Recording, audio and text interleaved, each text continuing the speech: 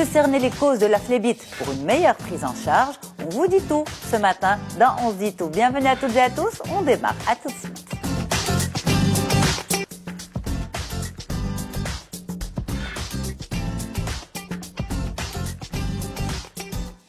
Hasna Regadi, merci beaucoup d'être là. C'est un plaisir de vous recevoir. Vous êtes angiologue et phlébologue. Exactement. Alors aujourd'hui avec vous, le point sur la phlébite. Qu'est-ce que c'est que la phlébite exactement? Nos équipes ont préparé une définition et on vient en studio ensuite pour parler de la prise en charge. On regarde ça en images.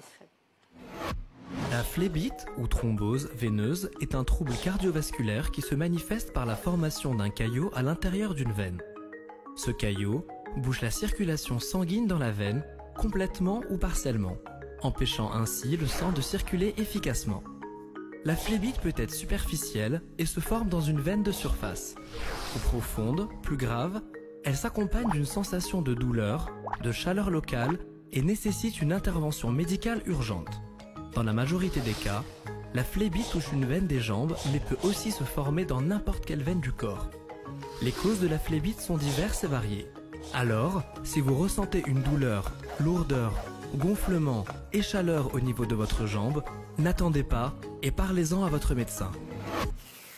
Alors justement, docteur, est-ce que c'est grave? Est-ce qu'une phlébite est grave? En fait, la phlébite, c'est une maladie cardiovasculaire, d'accord, qui peut être grave parce que, en fait, ce qu'il faut, je vais juste rappeler un tout petit peu rapidement la définition. Effectivement, c'est une obstruction veineuse, que ce soit partielle ou au total par un thrombus, effectivement, au niveau des veines. En général, les veines des membres inférieurs. C'est ça, c'est au niveau des jambes. Mais exactement, au niveau des jambes. Alors, au niveau des jambes, effectivement. Alors, le risque et la complication majeure de cette maladie, c'est qu'un fragment qui va se détacher du caillou déjà formé dans la veine et qui va migrer dans la circulation veineuse, d'accord, traverser le cœur et aller boucher les artères pulmonaires, ce qui va déclencher une embolie pulmonaire. Et c'est l'embolie pulmonaire qui rend cette maladie très grave parce qu'elle peut avoir des conséquences fatales.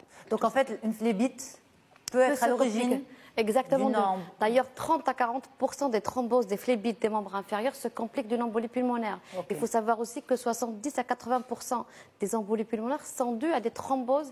En fait, la phlébite, c'est la thrombose veineuse profonde, profonde ou superficielle, qui sont dues à des thromboses veineuses profondes des membres inférieurs. Alors, on dit que le surpoids, l'obésité sont des facteurs de risque. Exactement. Est-ce que l'âge aussi, le genre? Exactement. La liste est très longue, d'accord. Moi, je vais citer juste les plus fréquents. Exactement. L'âge avancé, plus de 65 ans, d'accord. Il y a l'AVC, des patients qui ont un accident vasculaire cérébral, que ce soit ischémique ou hémorragique. Il y a le cancer. Tous les cancers sont thrombogènes, d'accord. La pilule contraceptive, et ça, les médias, on en a beaucoup parlé, d'accord.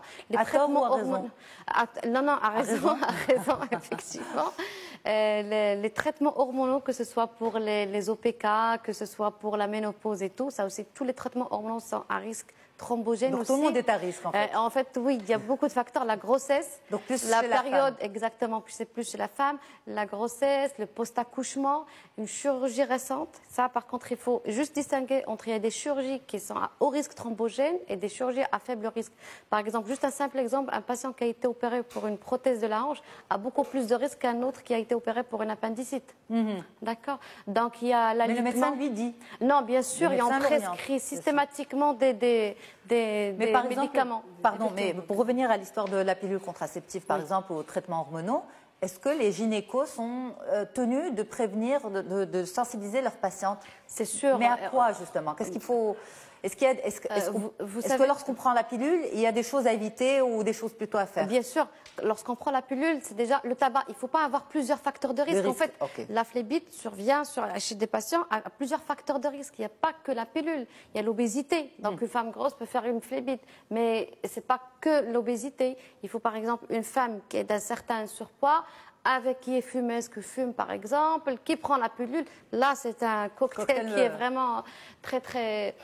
Voilà, donc il y a ça, il y a la pilule, il y a la grossesse, le post-accouchement, il y a le plâtre, l'immobilisation, que ce soit par le plâtre ou la tête. Mais en général, on prescrit directement des injections sous-cutanées. Vous savez, même pour la femme, quand elle accouche, on prescrit systématiquement. Il y a aussi les cancers, on vient de le dire. Il y a un autre facteur de risque qui est très important, c'est que l'antécédent de thrombose, de phlébite ou d'embolie pulmonaire. Si quelqu'un l'a déjà fait. Il y a eu effectivement déjà fait une thrombose veineuse profonde, a 3 fois plus de risque de refaire faire un deuxième épisode. Ok. Alors, ça veut dire, si on vous suit, il y a des facteurs de risque. Il ne faut surtout pas les associer. Et Exactement. puis, la thrombose veineuse, si on en a peur, c'est parce que ça peut déclencher une embolie pulmonaire. Exactement. Alors, ça veut dire quoi? Ça veut dire que si jamais ça arrive, on a le temps de réagir ou c'est forcément fatal très vite? Non, pas du tout. C'est pas forcément fatal très vite. Non, pas du tout. Comme je vous ai dit, c'est juste 30 à 40%. Alors, effectivement, ce qu'il faut faire, c'est qu'il faut consulter le plus rapidement possible et démarrer le traitement le plus tôt possible. Et en général, on démarre le traitement au cabinet. C'est-à-dire, par exemple, moi, au cabinet, j'ai les injections qu'il faut. Donc, dès que je confirme le diagnostic, on injecte le patient. Exactement. Okay. Mais justement, dans le reportage, les symptômes, c'était douleur, gonflement, chaleur. Exactement. Mais c'est des douleurs qui ne sont pas du tout spécifiques. C'est ça. C'est les trois signes, effectivement. Ça peut évoquer énormément de pathologies, énormément. Et on peut se dire, c'est rien du tout, ça va passer. Exactement, exactement. Après, il ne faut pas non plus être trop suspicieux. Hypochondriaque. Exactement, il ne faut pas. Donc, effectivement, mais en général, la douleur, elle vient brutalement. D'accord, elle vient brutalement. En général, une seule jambe, pas les deux. D'accord, souvent d'ailleurs, souvent une seule jambe. L'œdème qui est assez significatif. D'accord. Ça gonfle. Ça gonfle énormément. D'accord. Et après, il y a la rougeur, chaleur aussi. C'est possible. C'est possible d'avoir un placard chaud. Quand on pose la main, c'est plus chaud que le reste du corps. Alors, en général, qu'est-ce que vous constatez? Est-ce que les patients viennent directement chez un angiologue phlébologue?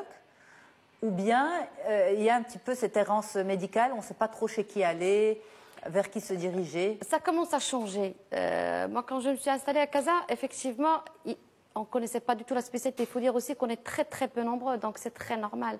Donc, la spécialité, elle est plus ou moins connue maintenant, beaucoup plus qu'avant, mais ça reste encore. Mais après, il n'y a pas d'angiologue dans toutes les villes marocaines, mais il faut savoir aussi que la phlébite peut être prise en charge par les cardios aussi. D'accord, ok. Donc, partir chez un cardio, partir chez un phlébologue? Exactement, c'est la même chose, il n'y a pas de problème, parce que, en fait, les cardios, il n'y a pas tous les cardios qui font l'échodoppler vasculaire, mais au cas où, s'il ne fait pas l'échodoppler, ils le demandent systématiquement, et c'est très accessible, l'échodoppler. Mais ensuite, qu'est-ce qu'on fait pour éviter la récidive, docteur? Alors, pour éviter la récidive, alors déjà, il faut commencer le traitement le plus tôt possible, le plus rapidement possible. Il y a le port de bas de contention connu sous le nom de bas avarice. C'est très, très important. C'est vraiment partie intégrante du traitement. D'accord. C'est pour éviter la récidive. Après, il y a des facteurs qui sont permanents. D'accord. Vous savez, quelqu'un, par exemple, qui a une maladie héréditaire thrombophilie, d'accord, c'est des patients qui ont une hypercoagulabilité sanguine. C'est-à-dire le sang coagule rapidement, on ne peut rien faire pour eux. D'accord. Il y a des maladies où on prescrit les anticoagulants à vie. Ok. Donc, c'est de cas par cas. Mais c'est peut-être aussi revoir les facteurs de risque, c'est-à-dire si c'est un surpoids, baisser de poids, favoriser l'activité physique, arrêter le tabac, ce genre de choses. La bonne hygiène de vie, ça, c'est obligatoire. Obligatoire, absolument. Mesdames, une petite question, elle est là, la spécialiste. C'est gratuit sur le plateau d'On dit tout. Je préfère la rencontrer dans d'autres circonstances que médicales. On a beaucoup, en tout cas, moi j'ai beaucoup appris et je pense que chacun dans sa famille a dû au moins côtoyer un cas pareil. Exactement. Et effectivement, ça peut arriver de façon très subite et on risque, le problème c'est qu'on risque de ne pas le détecter à temps. Exactement. Et ça peut avoir des répercussions. Ben oui, juste par exemple, hier, j'ai vu un patient qui a ça depuis 15 jours. Il a pris la route de Michelifène jusqu'à Casa, donc il a thrombosé sa veine, il n'a pas consulté, il n'a consulté qu'hier après-midi, après 15 jours. Donc c'était vraiment très étendu. Bon, c'est pas compliqué d'embolie pulmonaire, mais c'était très, très étendu. Ça ne justifie pas une amputation? Non, pas du tout. Pas du tout. Dans la veine, on ne parle pas d'amputation. L'amputation, c'est l'artère. Ok, parfait. Donc là, je crois que finalement, il y a une question. Non, pas une question, mais je me suis rappelé, quand elle était en train de parler, j'ai subi beaucoup d'interventions chirurgicales, et justement, ce mot d'embolie pulmonaire, le risque de l'embolie pulmonaire. Donc ça, j'entends, enfin, voilà, on m'a injecté des injections au ventre. Même après l'accouchement. Bon, là j'ai compris, mais voilà, j'ai fait la liaison. Et c'est vrai qu'un chirurgien avéré, c'est quelqu'un qui va faire cette prise en charge ou au moins sensibiliser. Même quand on rentre chez soi, il y a des choses à faire attention. C'est une sensibilisation. Et donc normalement, tous les médecins doivent sensibiliser vers ça et vers les risques que vous venez de dire. Je pense que tous les médecins le font systématiquement. Et c'est pour ça qu'on est là. pour complément. Oui, voilà. Compléter l'information. Et c'est très bien, comme ça, toutes les personnes, tous les spectateurs vont, les téléspectateurs vont avoir cette information et seront avérés. Alors, je pense que vous avez répondu à cette question, mais Rachid vous la pose quand même. Il vous dit, est-ce que le risque de phlébite augmente avec l'âge? Oui, exactement. Le risque de la thrombose augmente avec l'âge. Quelqu'un qui a plus de 50 ans ou de 65 ans a beaucoup plus de risques qu'un jeune, tout simplement. C'est ça. Et puis, Ayman qui vous dit, un fumeur a-t-il moins de chances de guérir d'une phlébite? Non, pas du tout, mais a plus de chances de faire une phlébite. Exactement. Voilà, Ayman, il faut arrêter de fumer pour ne pas faire de phlébite. Merci beaucoup, docteur. C'était un plaisir de vous avoir. Hasna Rgadi.